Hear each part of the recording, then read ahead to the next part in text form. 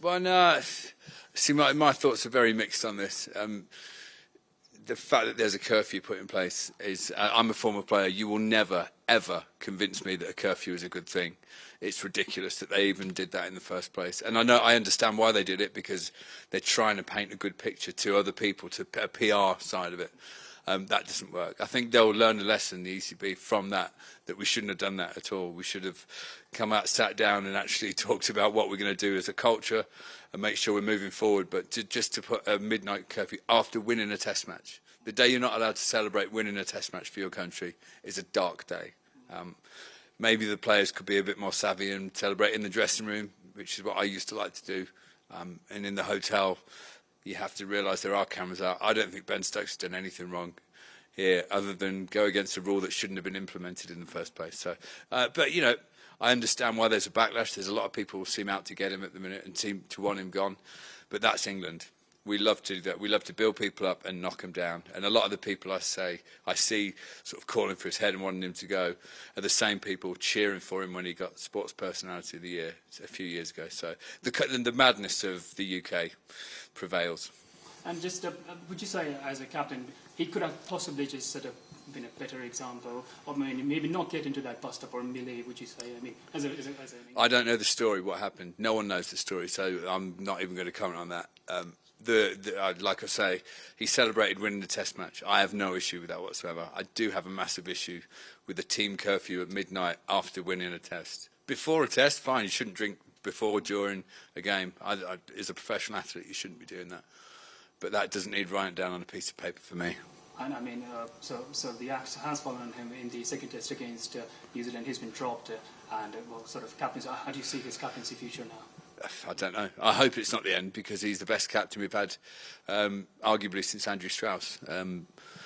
Alistair Cook's not going to like that. Sorry, Cookie.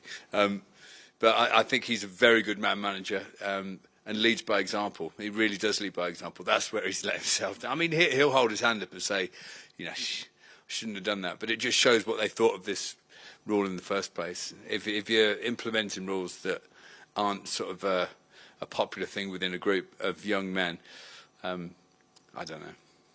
It's such a shame, because it was a brilliant win on a terrible pitch at Lord's. And for England to win that game after the winter they had that was horrible in Australia. It was time to move on, but it's sad. Let's just say if the ECB, do let go of someone like Stokes, do you think England realistically can replace, what Stokes brings both on and off the field? Well, the problem is on the field we haven't got an all-rounder anywhere near Ben Stokes.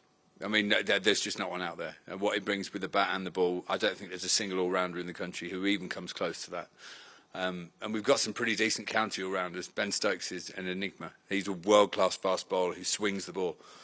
We don't have a swing bowler. No one has swing bowlers in the world. Ben Stokes swings it both ways, takes important wickets, vital middle-order runs. So he's irreplaceable on the field, I think. And as a captain, he's been brilliant. So forget about off the field. I hate talking about off the field, because I'm a former player and I like focusing on the game itself. But yeah, it would be a real shame. I think, he's been left out of this test match. Who's that for? Is that for the team's benefit, or is it to try and appease public opinion? I don't know. Well, I do know. Well, I mean, just final one on the Ben Stokes saga. I believe you do back him through thick and thin through this whole period. I mean, but what kind of message does his axing send? I don't know the story about what's actually gone on. So if he's gone out celebrating a victory after a test match, I have no issue with that. I'm a former player, like I said. I don't agree with curfews after winning. I agree with being sensible and being grown up and being treated like an adult during a test match. But once you win that test, I think it's a very sad day if you're not allowed to enjoy it with your teammate. I think the lesson learned is stay in the change room and enjoy it between yourselves. What's the point of going out? You can't do it these days. And I mean, it does in hindsight. I mean, you would think that why would you want to curb the players their freedom, right? I mean, in a way like, you're just... Well, think of it from another angle. Think of who recorded that, and think of who sent it to a newspaper trying to make money. This is what happened to Ben Duckett in the winter. Who recorded it and sent that? This is supposed to be an England fan, and they'll pretend, they'll say, oh, we're doing it because we love our country. No, they're doing it to try and make money. And the culture we live in at the minute, where try and desperately film someone doing it and knock them down put them in the newspaper. I think it's a sad time we live in. I really do. I think, you know, England are playing in the Football World Cup at the minute. If they win that Football World Cup and went on a 10-day bender, we'd celebrate that as a country like you wouldn't believe, and we'd say this is brilliant. And then someone would remind them of Ben Stokes and go, well, oh, no, but it's different. It's not different.